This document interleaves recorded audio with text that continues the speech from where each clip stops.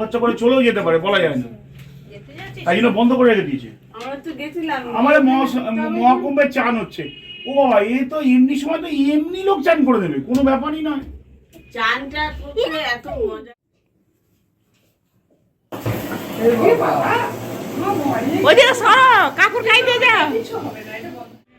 Hey everyone, hello and welcome back to the channel. আশা করি সবাই ভালো আছো, সুস্থ আছো, অ্যাজ অলওয়েজ জাস্ট ফাটাফাটি আছো।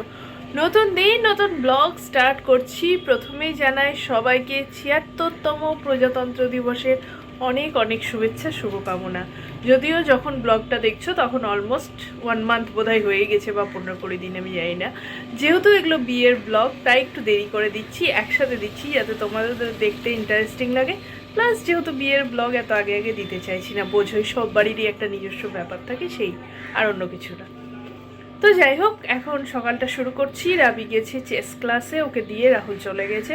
যেহেতু প্রজাতন্ত্র দিবস, পতাকা উত্তোলনের একটা ব্যাপার থাকে, তো রাবির চেস ক্লাস, যেটা ক্লাব, যারা লেকটাউনে থাকো জানোই, লেকটাউন অধিবাসী বৃন্দ পুজো হয় খুব বড়, তো সেটাই হবে, ওখানেই ও চেস শেখে, তো ওখানেই হবে। আমি এখন যাচ্ছি ওকে নিতে। যাই না ফ্ল্যাগ হোস্টিং দেখবো কি না, নাকি ওদেরকে নিয়ে হয়ে যাবে। যদি আমি দেখি তাহলে তোমাদেরকেও দেখাবো।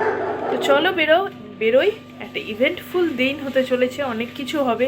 কেন আজকে রাজার বিয়ের নিমন্ত্রণ করতে বেরোবো, দিদিরা বেরিয়েছে সকাল থেকে আমার শ্বশুরবাড়ির দিকে, সেগুলোতে তো আমিও যাব, তাই ওদের সাথে বেরোবো। তো এখন আগে ওর চেস ক্লাসে যাই, চলো। সব জায়গায় প্রজাতন্ত্র দিবসের প্যারেড বেরিয়েছে, খুব সুন্দর আওয়াজ হচ্ছে, চারিদিকে দেখি দেখা যায় কিনা, চলো।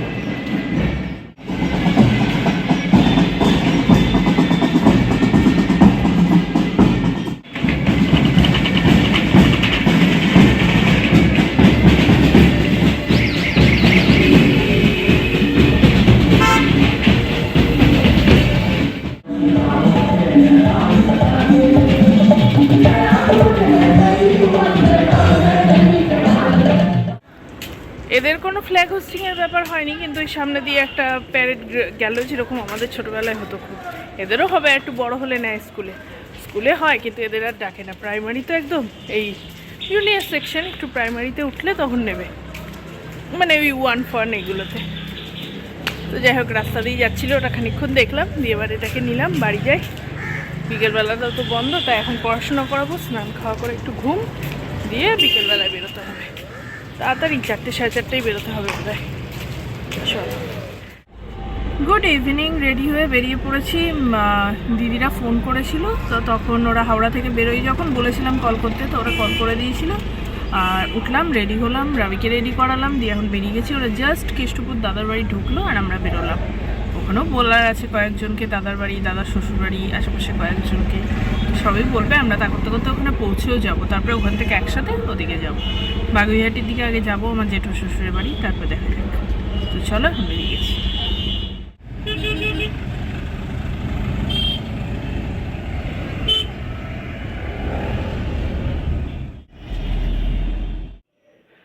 এই যে এটা আমি,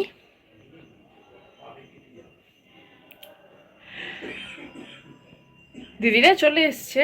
ওরা ওই যারা আছে, রানার কাকা, ঠাকুমা, সবাইকে নেমন্তন্ন করে বেড়াচ্ছে। হয়ে গেলে এখানে একটু বসবো, চা খাবো, খেয়ে রোহনদের বাড়ি যাবো। রোহনরাও, যারা আমার ডেলি ব্লগ দেখো জানোই যে রোহনরা, মানে রোহন আমার দেওর, খুড়তুতো দেওর, নিজেরই।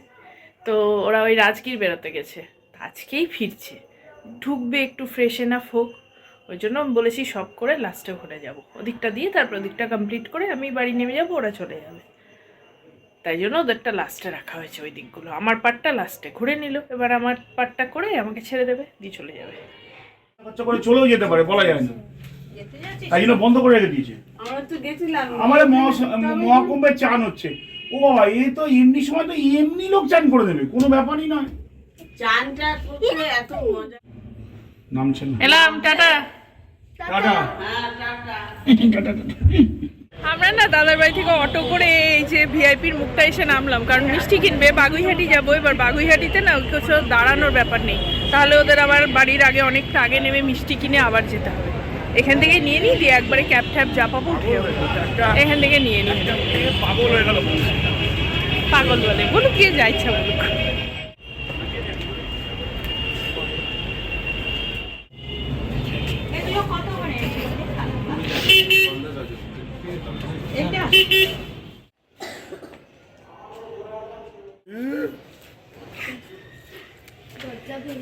কেষ্টপুরে পুরো রাস্তা ফাস্তা খুঁড়ে খাড়ে কাজকর্ম চলছে, সবই বন্ধ, তাই আসতে পারিনি। লাস্টে একটা অটো রিজার্ভ করে এলাম, চলে এসেছি। টাটা।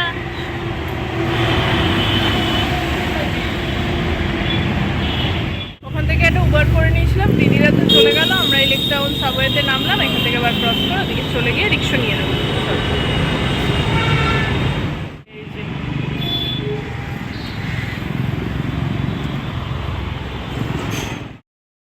সারা দিনটা চরম ব্যস্ততার মধ্যে দিয়ে গেল, আর গিয়েছিলাম শ্বশুরবাড়িতে বিভিন্ন জায়গায় নিমন্ত্রণ করতে, মানে দিদিরা নিমন্ত্রণ করবে, আমি সঙ্গে গেছিলাম, কিন্তু সব জায়গায় ব্লগ করা পসিবল হয়নি, সেটা আশা করি বুঝতেই পারছো।